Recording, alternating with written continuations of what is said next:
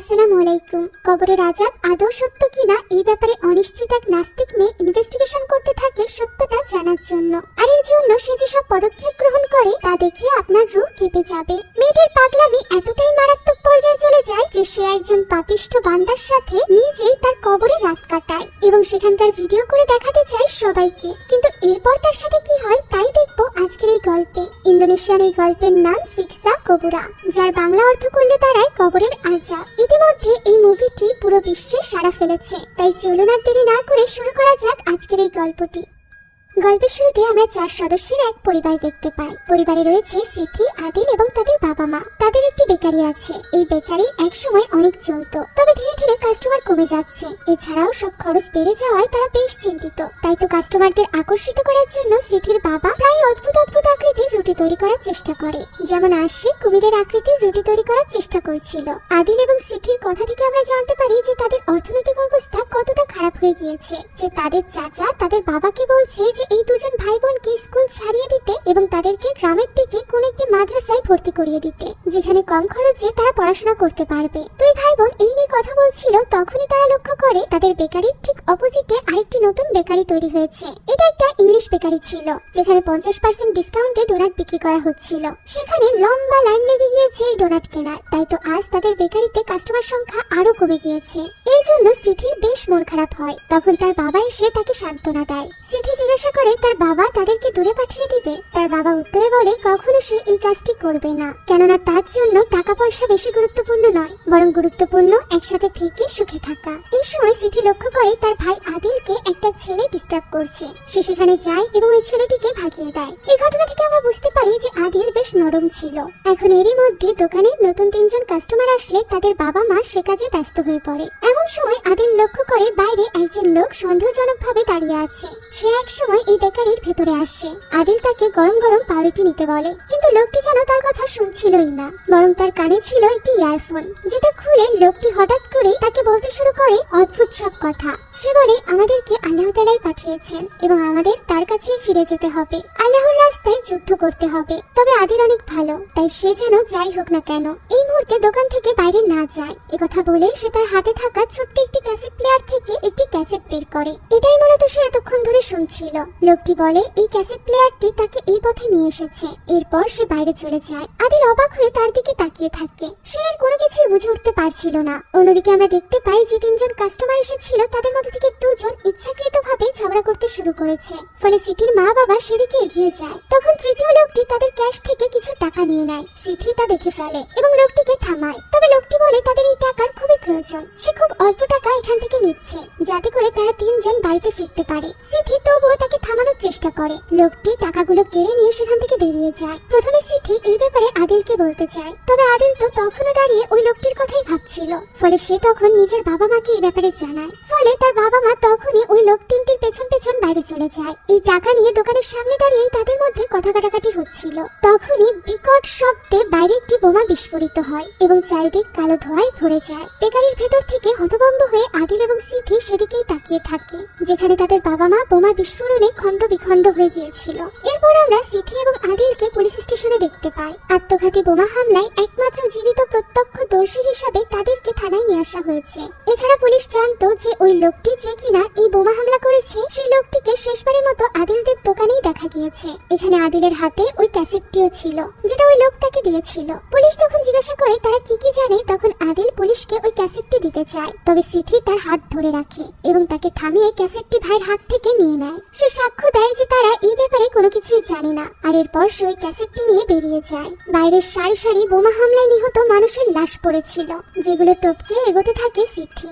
একসময় রক্তের উপর পা পিছলে নিচে পড়ে যায় সে, তবে আবারও উঠে সে ওই ক্যাসেটটি নিয়ে হাঁটতে থাকে। তার ভাই থেকে জিজ্ঞাসা করে সে এমনটি কেন করছে, পুলিশকে ক্যাসেটটি কেন ফিরিয়ে দিচ্ছে না। তখন সিথি বলে সে নিজে থেকেই জানতে চায় কেন ওই লোকটি এই বোমা হামলা করেছে, কেন সে নিজের সাথে সাথে সিথির বাবা মা সহ এত মানুষকে মেরেছে। তাই তো বাড়িতে ফিরে সিথি ওই ক্যাসেটটি চালায়, যেখানে শুধুমাত্র মানুষের ভয়ানক চিৎকার চেঁচামেচির শব্দ শোনা যায়। সেই সাথে এক ভয়ঙ্কর কণ্ঠের প্রশ্ন শোনা যায়। প্রশ্নটি হলো মান রাব্বুকা, যার সাথে আমরা মুসলিমরা খুব ভালোভাবে পরিচিত।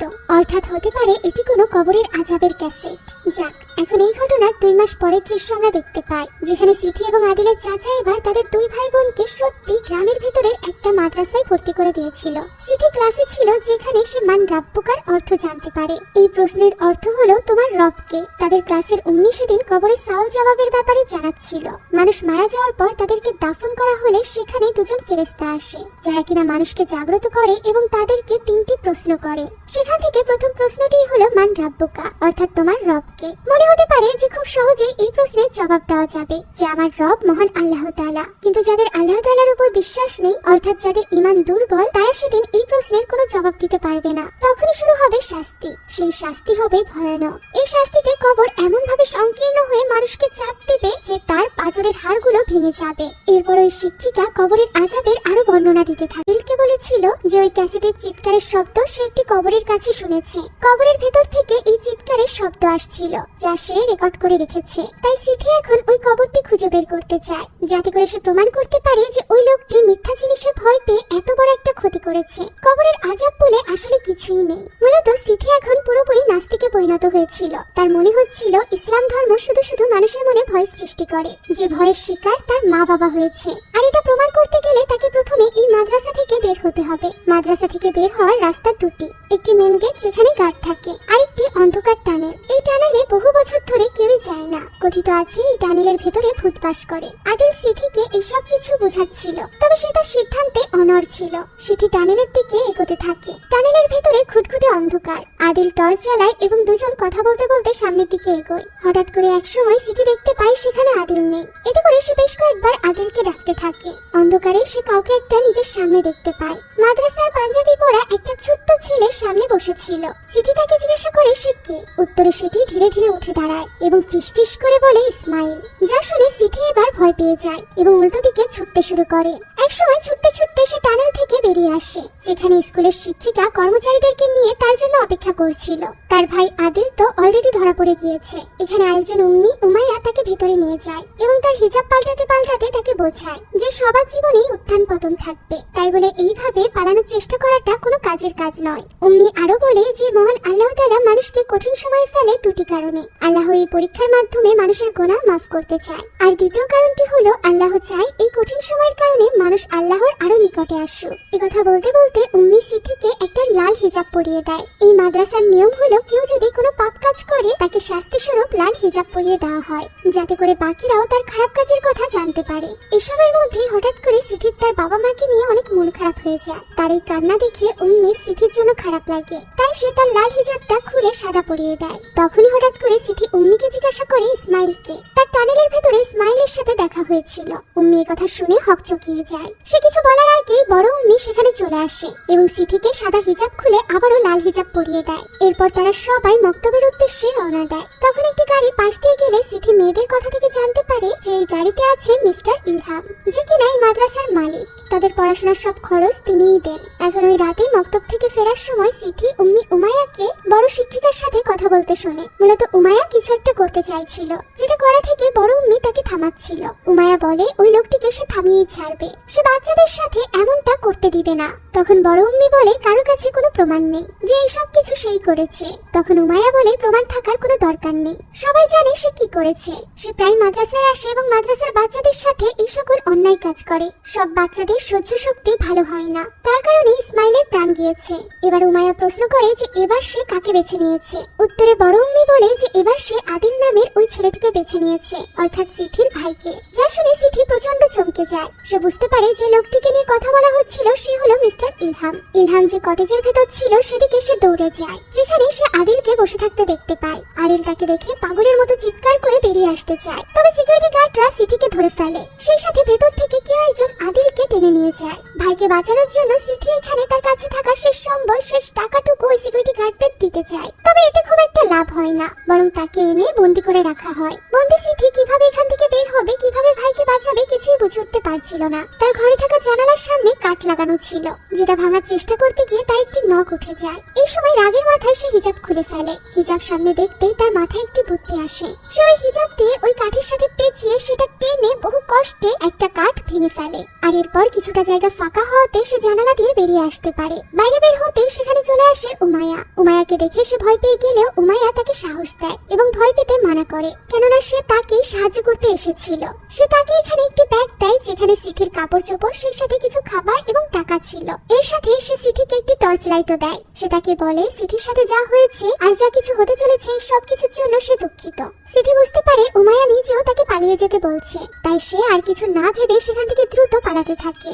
জঙ্গল থেকে বের হওয়ার সময় সে দেখতে পায় সামনে থেকে ইলহামের গাড়ি আসছে, তাই সে জঙ্গলের এক কোণায় লুকিয়ে পড়ে। এই গাড়িতে আদিল ছিল, যা বুঝতে পেরে সিথি ওই গাড়ির কাচের উপর পাথর মারে, যার ফলে ড্রাইভার সেখানে গাড়ি থামায় এবং আশপাশটা দেখতে থাকে। এই সুযোগে সিথি গাড়ির দরজা খুলে এবং আদিলকে বেরিয়ে আসতে বলে, যেখানে আদিলকে দেখে মনে হচ্ছিল সে প্রচন্ড শকে আছে। সিথি কি বলছে তা সে কিছুই বুঝে উঠতে পারছে না। কোনো মতে সিথি আদিলকে নিয়ে সেখান থেকে পালায় এবং ওই টানেলের দিকে যেতে থাকে। আদিল বলে তাদের গেট দিয়ে যাওয়ার চেষ্টা করা উচিত, রাতে হয়তো বা সেখানে কোনো গার্ড থাকবে না। তবে সিথি আর কোনো ঝুঁকি নিতে চাইছিল না, তাই সে টানেল দিয়েই যায়। তাদের দুজনের কথা থেকে আমরা জানতে পারি যে তাদের বাবার বাড়িটি তাদের চাচা দখল করে নিয়েছে, আর সেই যেহেতু তাদেরকে মাদ্রাসায় পাঠিয়েছে, তাই এখন আর চাচার কাছে যাওয়া তাদের উচিত হবে না। তারা কোথায় যাবে, কিভাবে থাকবে এসব না হয় পরে দেখা যাবে, আপাতত টানেলটি পার করতে হবে। এবার টানেল দিয়ে যাওয়ার সময় সে আদিলের হাত ধরে রেখেছিল, তবে হঠাৎই সামনে থেকে কারোর কান্নার আওয়াজ ভেসে আসে, যা শুনে তারা থমকে দাঁড়ায়। তবে সিথি আদিলকে ভয় পেতে নিষেধ করে সামনের দিকে এগোতে থাকে।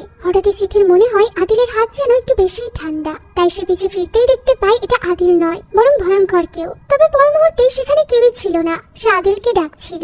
এমন সময় কারো কান্নার আওয়াজ শোনা যায়। সিথি চিৎকার করে জিজ্ঞাসা করে সেখানে কে আছে। উত্তরে এক ভয়ানক কণ্ঠ বলে ওঠে ইসমাইল, যা শুনে পিছে ফিরতেই সিথি ইসমাইলের ভয়ঙ্কর রূপ দেখে দ্রুত সেখান থেকে পালাতে শুরু করে। পালাতে পালাতে সে সামনে আদিলকে কানে হাত দিয়ে বসে থাকতে দেখতে পায়, যা দেখে সে ভাইকে ওঠায় এবং তাকে নিয়ে আবারও ছুটতে থাকে। এভাবেই ছুটতে ছুটতে এক সময় সে টানেল থেকে বেরিয়ে আসে। এই টানেল থেকে বের হওয়ার সাথে সাথে তাদের জীবনের এক অন্ধকার অধ্যায় থেকেও যেন তারা বেরিয়ে যায়। এরপর কেটে যায় অনেকগুলো বছর। আদিল এবং সিথি এখন বড় হয়ে গিয়েছিল।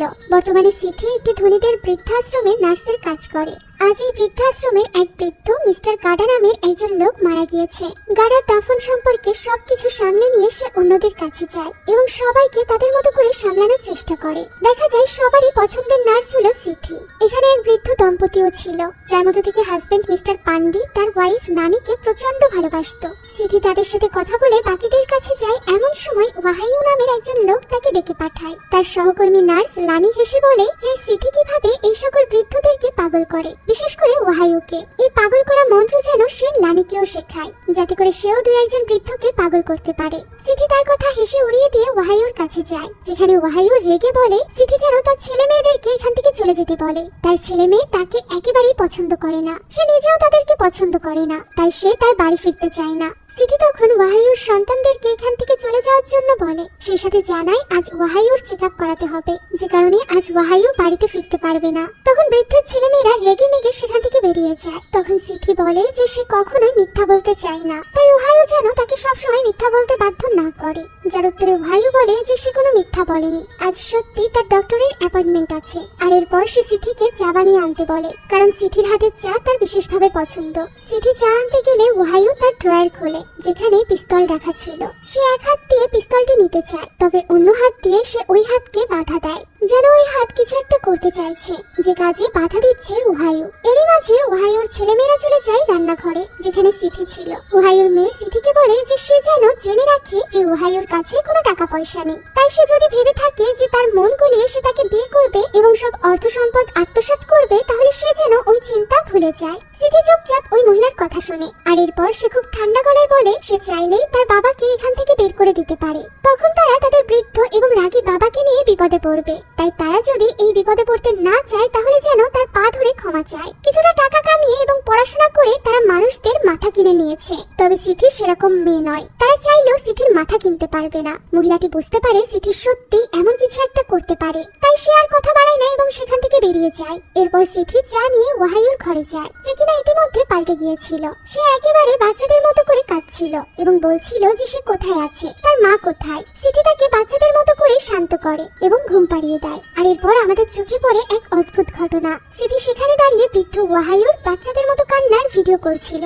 শুধুমাত্র এই একটা ভিডিও নয়, তার কাছে ওয়াহাইউর এইসব কান্নার অনেকগুলো ভিডিও ছিল, যেগুলো সে ল্যাপটপে দেখতে থাকে। সেই সাথে রিসার্চ করতে থাকে কবরের আযাব নিয়ে। হ্যাঁ, তার মাথা থেকে কবরের আযাবকে মিথ্যা প্রমাণ করার ভূত এখনো নামেনি। দৃশ্য পরিবর্তিত হয় এবং আমরা আমরা আদিলকে দেখতে পাই, যে কিনা মিস্টার গাদাকে শেষ গোসল করাচ্ছিল। আদিল একটি ফিউনারাল কোম্পানিতে কাজ করে, যারা মৃত ব্যক্তিদের গোসল হতে শুরু করে জানাজা এবং দাফনের ব্যবস্থা করে। সব কাজকর্ম শেষ করে আদিল কফিনে ভরে মিস্টার গাদার মৃতদেহ অ্যাম্বুলেন্সে তোলে এবং গোরস্থানের দিকে যেতে থাকে। তার সাথে যায় তার বোন সিথি।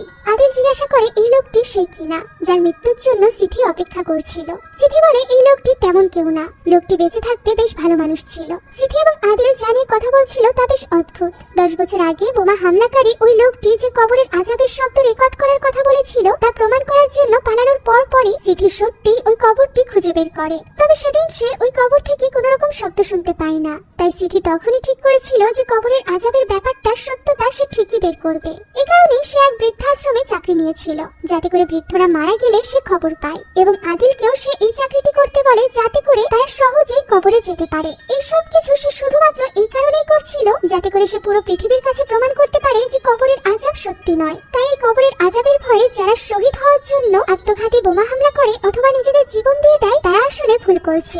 আদিল এখানে তাকে বোঝানোর চেষ্টা করে যে যদি কবরের আযাব সত্যি হয়ে থাকে তাহলে সেই আযাব বা শাস্তি হবে মানুষের আত্মার উপর, শরীরের উপর নয়। তাই কবরের আযাব থাকলেও তারা তা দুনিয়াতে দেখতে পাবে না বা শুনতে পাবে না। সিথি শুধুই এত কষ্ট করছে। সিথি বলে যে সে হাল ছাড়বে না, সে সব থেকে খারাপ মানুষটিকে খুঁজে বের করবে এবং তার মৃত্যুর পর বের করার চেষ্টা করবে যে কবরের আযাব আসলেই আছে কিনা। বোনের এসব পাগলামিতে আদিল সবসময় সায় দিয়ে এসেছে, এখনো সে কিছুই বলে না। ওই রাতেও সে ওই লোকটিকে নিয়ে রিসার্চ করে, যার কারণে তার বাবা মায়ের মৃত্যু হয়েছিল। এভাবেই কাজ করতে করতে সে ক্লান্ত হয়ে ঘুমিয়ে পড়ে। সে চোখ বন্ধ করে আর তখনই চোখের সামনে তার বাবা মায়ের সাথে কাটানো শেষ সময়টুকু তার ভাসতে থাকে। দৃশ্য চলে যায় আদিলের কাছে। আজও বোনের পাগলামিতে সাথে থাকতে গিয়ে সে বাড়িতে অনেক দেরি করে ফিরেছিল, যে কারণে এবার দরজা খুলে তার স্ত্রী তার মুখের উপর ব্যাগ ছুঁড়ে মারে এবং দরজা বন্ধ করে দেয়। সে বলে সে শুধুমাত্র তাকে টাকার জন্য বিয়ে করেনি, নানান সময়ে তার স্বামীকে প্রয়োজন হয়, কিন্তু তার স্বামী তখন তার পাশে থাকে না। তাই আদিল যেন তাকে তালাক দিয়ে দেয়। তার নিজের কোথাও যাওয়ার জায়গা নেই, তাই আদিল যেন এখান থেকে চলে যায়। যা শুনে আদিল আর কোনো কথা বাড়ায় না। সে সত্যি তার স্ত্রীর সাথে অন্যায় করেছে, তাই সে কোনো রকম তর্ক না করে ব্যাগ নিয়ে সেখান থেকে বেরিয়ে যায়। এদিকে সিথি সব বৃদ্ধদের ঘরে রাতের শেষবারের মতো রাউন্ড দিচ্ছিল। ওহাইওর ঘরে গেলে ওহাইও হঠাৎ করে জিজ্ঞাসা করে সিথি ধর্মে বিশ্বাস করে কিনা। সে তাকে বলেছিল যে সিথি মিথ্যা বলে না। তাহলে সে কি এই কারণেই মিথ্যা বলে না যে তার ধর্ম তাকে শাস্তি দিবে? সিথি বলে ধর্ম বা শাস্তির ভয় নয়, বরং সে এমন কাজ করতে চায় না যে কাজে তার বিবেক বাধা দেয়। ওহাইও বলে বিবেকের বাধা হলো মানুষের তৈরি আইন, যা খুব সহজেই ধোঁকা দেওয়া যায়। একবার ধোঁকা দেওয়া গেলে মানুষ খারাপ কাজ করতে ভয় পায় না, তবে আল্লাহর আইনকে ধোঁকা দেওয়া যায় না, তাই সেটি মানুষকে খারাপ কাজ থেকে বিরত রাখে।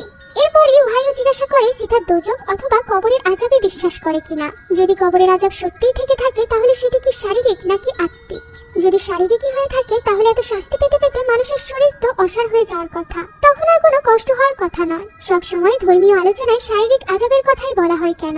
এভাবে ওহাইও একের পর এক ধর্ম নিয়ে প্রশ্ন করতে থাকে। তখন হঠাৎ করে সিথি বলে ওঠে কোনো মানুষ মাদ্রাসা চালায়, মাদ্রাসায় দান দক্ষিণা করে, আবার ওই মাদ্রাসার বাচ্চাদের সাথে জঘন্য নোংরা কাজ করে। এমন লোককে ওহাইও ধার্মিক বলবে কিনা? একথা শুনে ওহাইও একটু চমকে ওঠে। সে জিজ্ঞাসা করে সিথি আসলে কে? উত্তরে সিথি বলে সে তারই মাদ্রাসায় পড়তো। সে এবং তার ভাই তার মাদ্রাসা থেকে পালিয়ে এসেছিল। তার নিজের ভাইও তার জঘন্য কাজের শিকার। তখনই সেখানে আদিল চলে আসে, যে কিনা এই সব কথা শুনে ফেলেছিল। আমরা জানতে পারি ওহাইও আর কেউ নয় বরং সে মিস্টার ইলহাম, যে কিনা তাদের মাদ্রাসার দাতা ছিল এবং এই মাদ্রাসা চালানোর আড়ালে সে মাদ্রাসার ছোট ছোট বাচ্চাদের সাথে জঘন্য কাজ করত।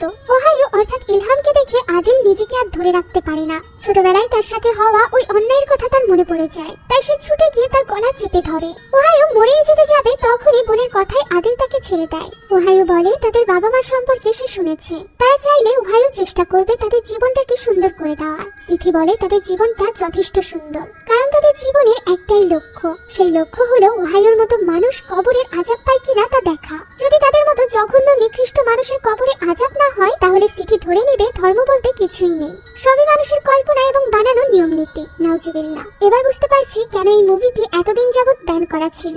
যাই হোক, এখন ওহাইও বলে যদি কবরের আযাব থেকে থাকে তাহলে সেটা হবে যা মানুষ সবচেয়ে বেশি ভয় পায়। যেমনটা সিথির ভয় হলো কবরের আযাব সম্পর্কে সে যা শুনেছে সবকিছু সত্যি হয়ে যাবে, তার বিশ্বাস ভেঙে যাবে। এরপর ওহাইও বেশ কিছুক্ষণ আবল তাবল কথা বলে। সে তার ফোনে নিজের ভিডিও করতে থাকে এবং সেই সাথে ড্রয়ার খুলে পিস্তলটি বের করে নেয়। সে চাইছিল সিথি সত্যিই জানতে পারুক যে কবরের আযাব আছে কিনা, আর এই কাজে তাকে সাহায্য করতে সে নিজেকেই নিজে গুলি করে দেয়। অর্থাৎ এই ভয়ানক পাপিষ্ঠ লোকটি শেষ মুহূর্তেও পাপ করেছিল, তাও আবার এমন এক পাপ যে পাপের কোনো ক্ষমা নেই, অর্থাৎ সে নিজেকেই নিজে মেরে ফেলেছিল, যার সাক্ষী ছিল বৃদ্ধাশ্রমের অন্যান্যরাও। এখন ওহাইওকে গোসল করানোর দায়িত্ব আসে আদিলের কাঁধে। আদিল প্রচন্ড ঘৃণা নিয়ে তাকে শেষবারের মতো গোসল করায়। তার ওহাইওর জন্য ঘৃণা এতই বেশি তীব্র ছিল যে সে বমি করে দেয়। কোনো মতে সে তার কাজ শেষ করে এবং তাকে কাফনে মুড়িয়ে কবরে রাখে। কাজ করতে করতে সে তার বোনকে জিজ্ঞাসা করে প্রথম যখন সে ওহাইওকে দেখেছিল তখনই কেন সে তাকে মেরে ফেলেনি। সিথি বলে সে শুধুমাত্র প্রতিশোধ নিতে চাইছিল না, বরং আরো অনেক বড় পরিকল্পনা তার ছিল। এরপর সিথি এক অদ্ভুত এবং ভুতুরে কাজ করে। আদিলের কাছ থেকে একটি ক্যামেরা হাতে নেয় আর এরপর ওহাইওর পাশে কবরের মধ্যে শুয়ে পড়ে। যেহেতু কবরের বাইরে থেকে সে কবরের আযাব সম্পর্কে বুঝতে পারছিল না, তাই সে এবার নিজেই কবরের ভেতরে থেকে তা প্রত্যক্ষভাবে দেখতে চাইছিল। আদিলও কোনো রকম বাধা না দিয়ে বরং বোনের এই পাগলামিতে অংশ নেয়। সিথি শুয়ে পড়লে সে কাঠের পাটাতন দিয়ে মাটি চাপা দেয় এবং কবরের কাজ সম্পন্ন করে। সেই কবরের সাথে একটি পাইপ লাগিয়ে রেখেছিল, যদি তার বোন কোনো বিপদে পড়ে তাহলে সেই পাইপ দিয়ে তার ভাইকে ডাকবে এবং ভাই দ্রুত কবর খুঁড়ে তাকে সাহায্য করবে। এই উদ্দেশ্যে সে একটি হারিকেন নিয়ে কবরের পাশে বসে পড়ে। সন্ধ্যা নেমে আসে। আদিল অপেক্ষা করতে থাকে তার বোন উঠে আসার। আমরা সেখানে তার আশেপাশে একটি সাপকেও দেখতে পাই। অন্যদিকে ক্যামেরার লাইট জ্বালিয়ে সিথি ভেতরটা দেখতে থাকে। একসময় সে লক্ষ্য করে কাঠের পাটাতনে একটি ছিদ্র দিয়ে কিছু পোকা আসছে। ঠিক ওই সময় বাইরে আদিল দেখতে পায় তার ঠিক সামনে দিয়ে একটি বড় সাপ চলে যাচ্ছে। সে এতে করে ভীষণ চমকে ওঠে। সারা রাত সিথি ভেতরেই থাকে এবং আদিল বাইরে অপেক্ষা করে, তবে তেমন কিছুই হয় না। সকালবেলা আদিল তার বোনকে বের করে আনে। এখন এই অভিজ্ঞতা মোতাবেক সত্যি মানুষের কবরের আযাব হয় না। তাই আদিল তাকে জিজ্ঞাসা করে এটা জানার পর তার কেমন লাগছে। সিথি বলে কেমন লাগছে তা সে সবাইকে জানাবে। আদিল এইসব কিছু মানুষকে জানাতে নিষেধ করে, কেননা এটা মানুষের ধর্মীয় মূল্যবোধে আঘাত আনবে এবং মানুষ রেগে যাবে। তবে সিথি এই কাজ করবেই। মানুষকে সত্যটা জানানোর জন্য সে এত কষ্ট করেছে। সে জানতো তার বৃদ্ধাশ্রমের এক বৃদ্ধের মেয়ে একটি টক শোর উপস্থাপিকা। সে তাই ওই বৃদ্ধকে বলে ওই টক শোতে যাওয়ার ব্যবস্থা করে দিতে। লোকটিও নিজের মেয়েকে বলে ওই টক শোতে যাওয়ার ব্যবস্থা করে দেয়। সেখানে গিয়ে সে নিজের জীবনের অভিজ্ঞতার ব্যাপারে বলতে থাকে। সে জানায় আত্মঘাতী বোমা হামলার কারণে তার বাবা মা মারা গিয়েছিল। ওই হামলাকারীর বিশ্বাস ছিল যে কবরের আযাব খুবই ভয়ানক হবে, তাই তো ওই আযাবের হাত থেকে বাঁচার জন্য সে নিজেকে ইসলামের একজন শহীদ করে তুলতে চেয়েছিল। এ কারণেই সে ওই বোমা হামলা করেছিল। এরপর থেকে সিথি কবরের আযাব সম্পর্কে আগ্রহী হয়ে ওঠে এবং এমন মানুষকে খুঁজতে শুরু করে যে কিনা ভয়ানক পাপী। ওই পাপী মানুষের সাথে সে কবরে যেতে চাইছিল, যাতে করে সে কবরের আযাব সম্পর্কে জানতে পারে। ঠিক এইভাবেই সে 3 বছর আগে ওহাইও ওরফে ইলহামকে খুঁজে পায়। সমাজের চোখে যে কিনা খুবই ভালো এবং ভদ্র একজন মানুষ। তবে সিথি জানতো ওই লোকের আসল চেহারা কি, তাই তার মৃত্যুর পর সে কবরে তার সাথে যায়। তবে অবাক করার বিষয় হলো এত বড় এক পাপীর কবরে কোনো শাস্তিই হয়নি। কবরের আযাব যদি সত্যিই থেকে থাকে তাহলে সবার আগে সবথেকে বেশি যার কবরের আযাব হওয়ার কথা সে হলো ওহাইও। আর এই ব্যাপারে তার কাছে ভিডিও সহ প্রমাণ আছে, যে ভিডিও ক্লিপটি সে প্রোডিউসারকে দিয়েছে। সে তখন ওই ভিডিওটি চালাতে বলে, যা শুনে উপস্থাপিকা ইশারা করে তাদেরকে নিষেধ করে। তবুও ক্লিপটি চালানো হয়, যেখানে অন্ধকার গর্ত ছাড়া আর কিছুই দেখা যাচ্ছিল না, যা দেখে সিথি নিজেই অবাক হয়ে যায়। সে রেগে রেগে প্রোডিউসারের কাছে যায় এবং বলে তারা ক্লিপ কেন পরিবর্তন করে দিয়েছে, তার কবরের ক্লিপটি কোথায়। এই ক্লিপ পরিবর্তন করার জন্য তারা নিশ্চয়ই ওহাইওর ছেলে মেয়ের কাছ থেকে টাকা নিয়েছে। এই কথা শুনে প্রোডিউসার রেগে গিয়ে বলে সিথি তাদেরকে যে ক্লিপ দিয়েছে তারা সেটাই চালিয়েছে। এমন সময় দর্শক সারিতে গুঞ্জন ওঠে। সবাই সিথিকে গালমন্দ করতে থাকে ধর্মের বিরুদ্ধে কথা বলার জন্য। তাই সিথি আর কথা বাড়ায় না এবং সেখান থেকে চলে যায় সরাসরি আদিলের কাছে, কারণ সে বুঝতে পেরেছিল আদিলই এই ক্লিপটি পরিবর্তন করে দিয়েছে। আর সত্যি আদিলই এই কাজটি করেছিল। সিথি আদিলকে বলে আদিল জানে ছোটবেলা থেকে সিথি এই দিনের জন্য প্রস্তুতি নিয়েছে, যেদিন সে সবার সামনে প্রমাণ দিতে পারবে যে ধর্ম মিথ্যা। তবুও কোন সাহসে আদিল ক্লিপটি পাল্টে দিয়েছে। আদিল এখানে ব্যাপারটা অস্বীকার করে। সিথি তখন অনেক রেগে যায় এবং আদিলকে মন্দ কথা বলতে থাকে। এবার আদিল প্রথমবারের মতো তার প্রতিবাদ করে। সে বলে সে নিজেও ছোটবেলা থেকে এই সকল আজেবাজে কাজে জড়িয়ে পড়েছে শুধুমাত্র সিথির জন্য। যা শুনে সিথি বলে এই সকল আজেবাজে কাজটি হলো তার বাবা মায়ের মারা যাওয়ার পেছনের কারণ, যা নিয়ে আদিলের কোনো মাথা ব্যথা নেই। আদিল তখন রেগে গিয়ে বলে তার বাবা মা মারা যাওয়ার পেছনে আসল দায়ী হলো সিথি। সিথি যদি সেদিন ওই চোরদের কথা না বলতো এবং ওই সামান্য টাকার পেছনে তার বাবা মা না যেত, তাহলে আজ তারা বেঁচে থাকতো। এভাবেই দুই ভাই বোনের মধ্যে অনেকক্ষণ যাবৎ ঝগড়া হয়। আদিল বলে সিথির ধারণা সে যা করছে অন্যদের জন্য করছে, কিন্তু এটা তার ভুল ধারণা। সে বৃদ্ধদের সেবা পর্যন্ত করছে নিজের স্বার্থ হাসিলের জন্য, যে স্বার্থ হাসিল হয়ে গেলে সে আর কখনোই বৃদ্ধাশ্রমে কাজ করবে না। তাই সে যেন নিজেকে বড় প্রমাণ করার জন্য এই সকল কথা না তোলে। এই বলে আদিল সেখান থেকে চলে যায়। এই সকল ঘটনায় সিথি ভীষণভাবে ভেঙে পড়েছিল। তাই তো সে রাতের বেলা বসে তাদের ফ্যামিলি ফটো দেখছিল এবং আগের কথা ভাবছিল। হঠাৎ করে তখন অহাইওর খালি ঘর থেকে শব্দ আসতে থাকে। সে সেখানে যায়, তবে সেখানে সে কাউকে দেখতে পায় না। হঠাৎ করে জানালায় একটি হাত দেখা যায়, যে হাতে বেশ বড় বড় নখ রয়েছে।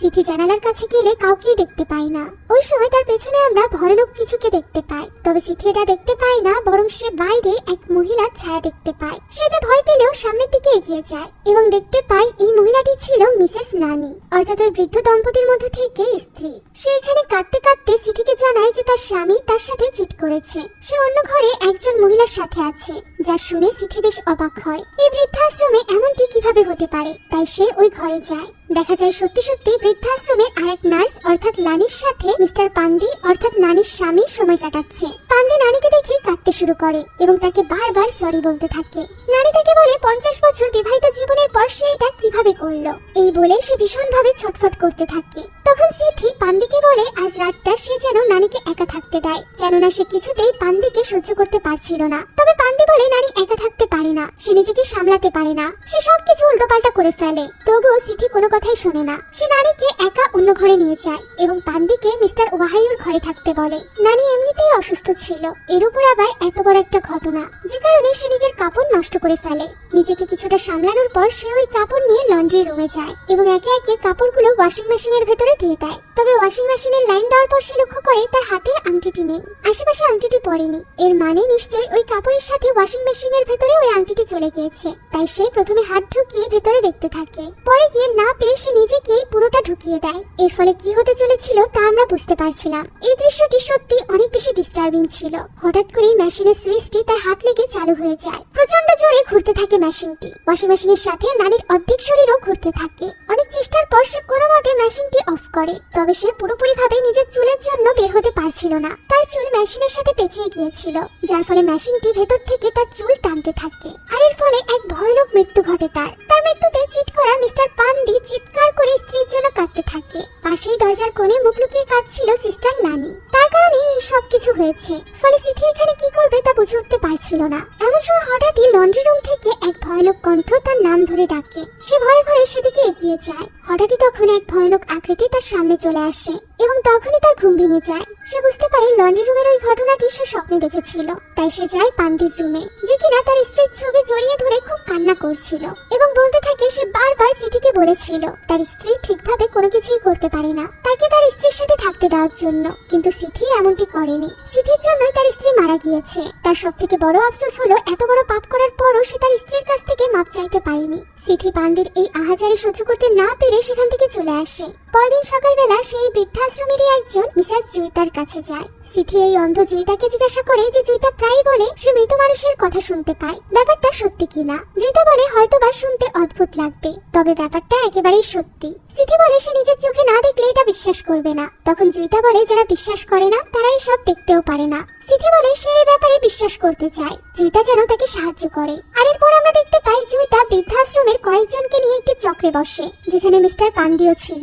গোলের টেবিলে তারা সকলে গোল হয়ে বসে এবং মাঝখানে কিছু মোমবাতি জ্বালানো থাকে। জুইতা সিথিকেও পাশে এসে বসতে বলে। সিথি বলে সে দূরে থেকেই সবকিছু দেখতে চায়। পান্দি বলে এই সবকিছু সিথির জন্যই হয়েছে, তার জন্যই নানি মারা গিয়েছে, তাই তাকে এখানে আসতেই হবে। এবার সিথি এসে এই চক্রে বসে। জুইতা নানির নাম ধরে ডাকতে থাকে এবং বলতে থাকে নানির কাছে থাকলে যেন সাড়া দেয়। তখন আমরা নানির কণ্ঠস্বর শুনতে পাই, যে কিনা পান্দির নাম ধরে ডাকছে। পান্দিও তার ডাকে সাড়া দেয় এবং কাঁদতে কাঁদতে বলে নানি যেন তাকে ক্ষমা করে দেয়। নানি তাকে ক্ষমা না করলে সে কখনোই নিজেকে নিজে ক্ষমা করতে পারবে না, সেই সাথে সে শান্তিতেও থাকতে পারবে না। সে তার ভালোবাসার মানুষ অর্থাৎ নানিকে একটাবার দেখতে চায়। নানি যেন তার সামনে আসে। কথা বলা মাত্রই তার পাশে বসে থাকা জুইতার যেন কিছু একটা হয়ে যায়। সে হঠাৎই নানির কণ্ঠে বলে ওঠে পান্দি নানিকে দেখতে পারবে না। সে যদি তাকে দেখতে চায় তাহলে তাকে একটি কাজ করতে হবে, ওই নার্স মেয়েটিকে মেরে ফেলতে হবে যে কিনা তাকে আকর্ষিত করেছিল নিজের দিকে, যে তাদের মধ্যে ভুল বুঝাবুঝি সৃষ্টি করেছিল। মেয়েটি মরলেই তারা আবারও দেখা করতে পারবে। অর্থাৎ এখানে মিস্টার পান্দিকে নার্স লানিকে মারার জন্য উস্কানো হচ্ছিল। যে ব্যাপারটা বুঝতে পেরে সিথি জুইতাকে থামানোর চেষ্টা করে। প্রত্যুত্তরে জুইতা বলে নিজের চোখকে বিশ্বাস করতে, সে যা কিছু দেখছে তা ঠিক, এতে কোনো ভুল নেই। একথা বলা মাত্র মাত্রই এই চক্রে থাকা সকলে অদ্ভুত কথা বলতে থাকে। বারবার তারা বলতে থাকে এই সবকিছু বিশ্বাস করো সিথি। বারবার বলা তাদের এই কথা শুনতে শুনতে সিথির যেন কিছু একটা হয়ে যায়, তার দুনিয়া ধরে কাঁপতে থাকে। হঠাৎ করে সে তার পাশে নানিকে দেখতে পায়। চমকে উঠে সে চক্র ভেঙে দেয় এবং দ্রুত জানালার পর্দা সরিয়ে সে ঘরে আলো প্রবেশ করায়, যেন আলোর সাথে সাথে সব রকম রহস্যময়তা চলে যায়। সিথি সবাইকে লাঞ্চ করার জন্য যেতে বলে। সবাই চলে গেলে জুইতা বলে তার উচিত ইসমাইলকে সাহায্য করা, ইসমাইল বিপদে আছে। একথা শুনে সিথি প্রচন্ড চমকে ওঠে। জুইতা কিংবা মিসেস নানি কারোরই ইসমাইল সম্পর্কে জানার কথা না, তাই তো সিথি এবার ফোন দেয় তার ভাইকে এবং জানতে পারে যে তার ভাই কাজ করছে। আদিলের কাছে একটি নতুন মৃতদেহ এসেছিল, সে এটা পরিষ্কারের ব্যবস্থা করছিল। হঠাৎ করে সে ওই ঘরের একটি লকারের ভেতর থেকে শব্দ শুনতে পায়। লকারের দরজা খুললেই কিছু দেখা যায় না। সে ভালো করে আশপাশটা দেখে, এমনকি সে দরজা খুলে দেখে কোথা থেকে এই শব্দ আসছে। সে যখন এইসব করছিল তখন আমরা দেখতে পাই এক ভয়ানক দৃশ্য। তার পেছনে শুয়ে রাখা নগ্ন মৃতদেহটি ধীরে ধীরে উঠে দাঁড়িয়েছে এবং তার দিকে এগিয়ে আসছে। পেছনে ফিরে যখনই আদিল দেখে বিছানার উপরে রাখা মৃতদেহটি নেই, তখনই সে এত বেশি ভয় পেয়ে যায় যে সে দরজা খুলে বেরিয়ে যেতে চায়, কিন্তু দরজা কিছুতেই খুলছিল না। এই সময় লকারের দরজা খুলে যায় এবং কিছু একটা ধাক্কা দিয়ে তাকে লকারের ভেতরে ঢুকিয়ে লকারের তালা মেরে দেয়। তার বোন সিথি তখন ওই নার্সের সাথে কথা বলছিল, যার সাথে পান্ডির সম্পর্ক ছিল। লানি এখানে তাকে প্রশ্ন করে যে সিথি যদি ধর্মে বিশ্বাস না করে থাকে তাহলে সে কোনো অপরাধ করলে কেন ক্ষমা চায় বা কার কাছে ক্ষমা চায়। উত্তরে সিথি জানায় যে সে অপরাধ করলে যার সাথে অপরাধ করেছে তার কাছে ক্ষমা চায়, ধর্মের কাছে না। তখন মেয়েটি বলে যে যদি এমনটা হয় সে অপরাধ ধর্মের বিরুদ্ধে করেছে তাহলে কি হবে। সিথি তার এই কথার কিছু জবাব দিতে পারে না। মেয়েটি বলতে থাকে যে ছোটবেলা থেকেই কেউ তাকে ভালোবাসা দিত না, তার প্রতি লক্ষ্য করতো না, তাই যখনই মিস্টার পান্ডি তার দিকে মনোযোগ দিতে শুরু করে, তাকে সুন্দর বলে ডাকতে থাকে, তখন তার মন গলে যায়। এসব কথাবার্তার মধ্যে হঠাৎ করে পান্ডি চলে আসে এবং ছুরি নিয়ে তার উপর ঝাঁপিয়ে পড়ে। সেই কাজটি তার স্ত্রীর কথা মতোই করেছিল। সিথি কোনো মতে মেয়েটিকে নিয়ে যায়, কিন্তু তখনই বৃদ্ধাশ্রমের আরেক বৃদ্ধ এসে মেয়েটিকে ছুরি দিয়ে মেরে ফেলে। সিথি তখন কাঁদতে কাঁদতে বলে সে এক্ষুনি অ্যাম্বুলেন্সে কল দিবে। লানি বলে তার কোনো প্রয়োজন নেই, এই ক্রান্তিকর জীবন সে আর টানতে পারছে না। এই বলে লানি নিজেই নিজের পেটে আঘাত করতে থাকে এবং সেখানেই সে শেষ নিঃশ্বাস ত্যাগ করে। তাকে ছুরি মারা মিস্টার হাদিকে সিথি জিজ্ঞাসা করে সে এমনটি কেন করেছে। উত্তরে হাদি বলে সে চাইছিল না তার কবরে আযাব হোক, তাই সে একটি পাপী মেয়েকে মেরে ফেলেছে যাতে করে তার কবরের আযাব মাফ হয়। তখন সিথি বলে কবরের আযাব সম্পূর্ণটাই বানোয়াট কথা, কিন্তু মিস্টার হাদি বলে যে এটি সত্য কথা, টিভিতেই তা দেখাচ্ছে। যা শুনে সিথি তখনই টিভি চালায়। সে দেখতে পায় সব টিভি চ্যানেলেই কবরের আযাব নিয়ে কথা হচ্ছে। কিছু কিশোররা দাবি করছে যে তারা সিথির অনুষ্ঠান দেখার পর নিজেরা রিসার্চ করেছে এবং এটা বের করেছে যে কবরের আযাব সত্যিই আছে। তারা কবরের আযাবের শব্দ রেকর্ডও করেছে। শহরে এই কবরের আযাবের রেকর্ডিং ছড়িয়ে পড়েছে।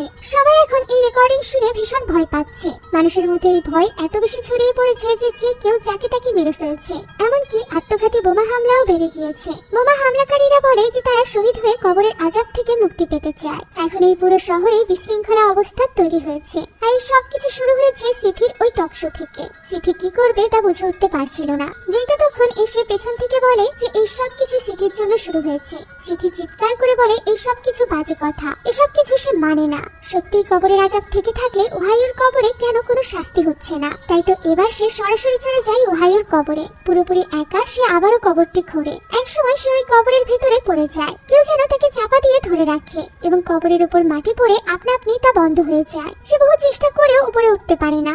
এক সময় কবর সম্পূর্ণ অন্ধকার হয়ে যায়। মনে হয় কবর তাকে চাপ দিচ্ছে। ফলে সে বাঁচার জন্য কবর আরো গভীরে খুঁড়তে থাকে। কবর থেকে বের হওয়ার রাস্তা খুঁজতে গিয়ে সে এক অদ্ভুত জায়গায় চলে আসে। কিছু দূর হাঁটার পর সিথি বুঝতে পারে এটি তার ছোটবেলার সেই টানেল। হাঁটতে হাঁটতে সে এক বাচ্চাকে দেখতে পায় যে কিনা সাহায্যের জন্য চিৎকার করছিল। সিথি বুঝতে পারে এই ছেলেটি হলো ইসমাইল। দূরে যাওয়ার পর সে তার ভাইকে দেখতে পায় যে কিনা একটা মৃতদেহকে গোসল করাচ্ছিল। কাছে গিয়ে সে আদিলের কাঁধে হাত রাখে। তখন আদিল যেন কোথাও একটা উধাও হয়ে যায় এবং ওই মৃতদেহটি জেগে ওঠে, যেটি কিনা তাকে ভয় দেখায়। আবারও হাঁটতে থাকলে সিথি বুঝতে পারে তার নিঃশ্বাস নিতে কষ্ট হচ্ছে। টানেলের ভেতরের অক্সিজেনের অভাবে এমনটি হচ্ছিল। সামনে সে একটি ঘর দেখতে পায় যেখানে সেখান থেকে লাল আলো আসতে দেখে। এটি তার ছোটবেলার সেই বেকারিতে সে ওই বোমা হামলাকারী লোকটিকে দেখতে পায় এবং একটু দূরেই তার বাবা মা দাঁড়িয়ে ছিল এবং তার সামনে ছিল ওই লোকটা যে কিনা টাকা চুরি করছিল, যাকে আটকাতে গিয়ে তার বাবা মায়ের মৃত্যু হয়েছিল। সেইখানে লোকটির হাত ছেড়ে দেয়, লোকটিকে ওই টাকা নিয়ে যেতে দেয়, যার ফলে সে এক বোঝা থেকে মুক্ত হয়ে যায়। তার মা বাবার আত্মাও তাকে বিদায় জানায়। এরপর সে ওই ঘর থেকে বেরিয়ে আসে। এই সময় সে বিভিন্ন আত্মাদের কণ্ঠস্বর শুনতে পারে, কখনো ওহাইওর কণ্ঠস্বর শোনে, কখনো বা মিসেস নানির। এর মধ্যে একটি কথা সে বারবার শুনতে থাকে, আর তা হলো ইসমাইলকে সাহায্য করো। সে বুঝতে পারছিল না যে সে কিভাবে ইসমাইলকে সাহায্য করবে। তখন তার জুইতার একটি কথা মনে পড়ে, আর তা হলো সবসময় চোখ দিয়ে দেখতে হয় না, চোখ বন্ধ করে অনেক সময় দেখা যায়। সিথি তার সামনে ইসমাইলকে দেখে, যে বলে সে চাইলেই তাকে সাহায্য করতে পারে। সিথি তখন তাকে হাত ধরে ওই টানেল পার করে দেয়। এরপর সে নিজেকে আবারও ওয়াহাইউর কবরে দেখতে পায়। তার পাশে তখন ওয়াহাইউর লাশ পড়েছিল, সেই সাথে ওই ক্যামেরাটিও তার পাশেই ছিল। এর মানে হয়তো বা সে পৌঁছে গিয়েছে ওয়াহাইউকে কবর দেওয়ার সেই প্রথম দিনে, যে রাতে সে কোনো কিছুই দেখতে পেয়েছিল না। তবে এখন যেহেতু সে সবকিছুতে বিশ্বাস করতে শুরু করেছে, তাই সে এবার দেখতে পায়। সে দেখতে পায় তার পাশেই আছে ওয়াহাইউর লাশ। এরই মধ্যে কবরের মধ্যে একটি সাপ ঢোকে, যা দেখে সিথি প্রচন্ড আতঙ্কিত হয়ে পড়ে। সাপটি তার কাছে না গিয়ে ওয়াহাইউর কাছে যায় এবং তাকে ছোবল মারতে থাকে। এরপর লাশটি একা একাই উঠে বসে। কোন এক ভয়ঙ্কর কণ্ঠ শোনা যায়, বোঝা যায় ফেরেশতা তাকে প্রশ্ন করছে, তোমার রব কে?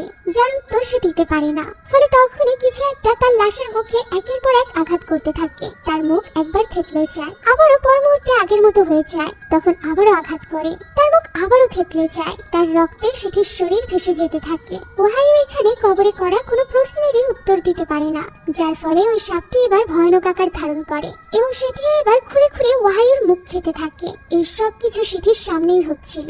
সে বুঝতে পারছিল কবরের আযাব সত্যিই আছে। সে এটাও বুঝতে পারছিল যে সে কত বড় পাপ করেছে। প্রায়শ্চিত্তে সে কি করবে তা বুঝে উঠতে পারছিল না। সে বারবার আস্তাগফিরুল্লাহ পড়তে থাকে, তবে পুরো ইস্তেগফারের দোয়াও তো সে জানতো না।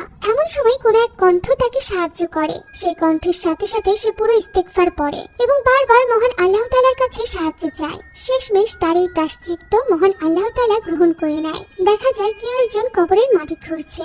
মাটি খুঁড়ে তাকে বের করে নিয়ে আসে তার ভাই আদিল। তার নিজের অবস্থাও বেশ খারাপ ছিল, তার একটি চোখ প্রায় নষ্ট হয়ে গিয়েছিল। এই অবস্থায় তারা দুজন সামনের দিকে এগোতে থাকে। তাদের যে কোনো ভাবে বাঁচতেই হবে। তারা জেনে গিয়েছে যে এই দুনিয়াতে পাপ কাজ করলে কবরে তার শাস্তি পেতেই হবে। তারা দুজন কোনো মতে নিজেদের প্রাণ বাঁচিয়ে ওই গোরস্থান থেকে বের হওয়ার চেষ্টা করছিল। এমন সময় আদিলের কিছু একটা হয়ে যায় এবং পাশ থেকে এক ভয়ানক কণ্ঠ বলে ওঠে, মান রাব্বুকা।